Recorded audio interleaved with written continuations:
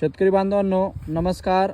आज आपण आलेलो आहेत घारगाव, जे की पुणे आणि नाशिक रोडवर एक गाव लागतं. तेथील शेतकरी आहेत, त्यांनी एकदम जबरदस्त वांगे पिकामध्ये एकदम घरगुती एकदम जबरदस्त असा प्रयोग केलेला आहे.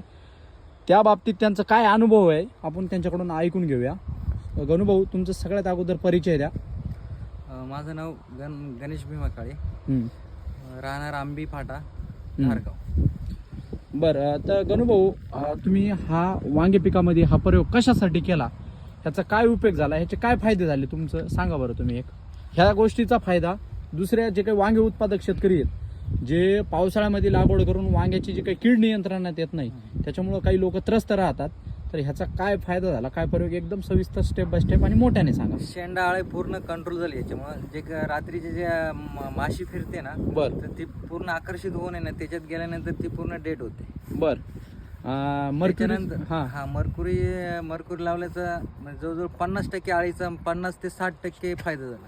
किती दिवस झाले तुम्ही आळीचं मॉलिक्यूल मारायची गरज पडली? 1.5 महिना झाला मॉलिक्युल आळीचं घेतलंच नाही. आज हा प्लॉट किती दिवसापासून चालू आहे तुमचा? जवळजवळ 1.5 महिना झाला आता. 1.5 महिने झाले. 1.5 महिना झाला. आजही तुम्ही पहा याच्यात आळे म्हणजे शेंडा आळे किंवा फळ आळे एक पण भेटणार नाहीये ना. हा. तर मित्रांनो बघा, ते स्वतः चांगली शेती पण करतात, व्यवसायामध्ये पण ते आहेत, स्वतः इलेक्ट्रिशियनचं पण काम करतात आणि त्यांचा फुलांचा व्यवसाय सुद्धा आहे.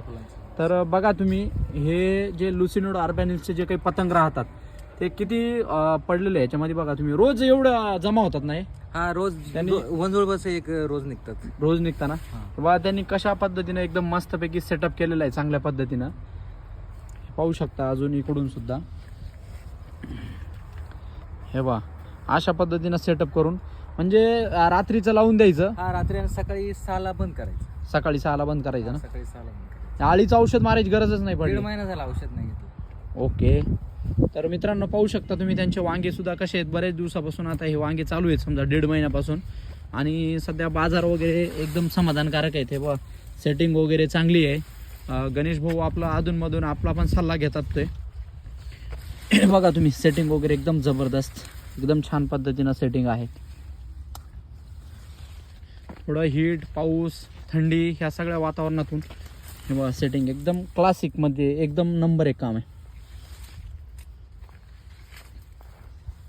गणूभाऊ, हे तुम्ही जो सेटअप बनवलेला आहे हा आळीसाठी, साधारणतः किती खर्च येतो याला? याला डब्बा काय 20 रुपयाला डब्बा आहे, म्हणजे 3 डब्याचे 60 रुपये, आणि 1000 वॅटची एक कांडी म्हणजे 300 रुपये येतो. आणि बाकीचं काय ते घरीच बनवलं म्हणजे साधारणतः सगळा ओव्हरऑल जर खर्च बघितला 700-800 रुपये, 500 रुपयाच्या आतच होतं. 500 रुपयाच्या आतमध्ये, 500 रुपयाच्या आत. एकदम मस्त जुगाड केलेला आहे. ओके, धन्यवाद गणूभाऊ. हो.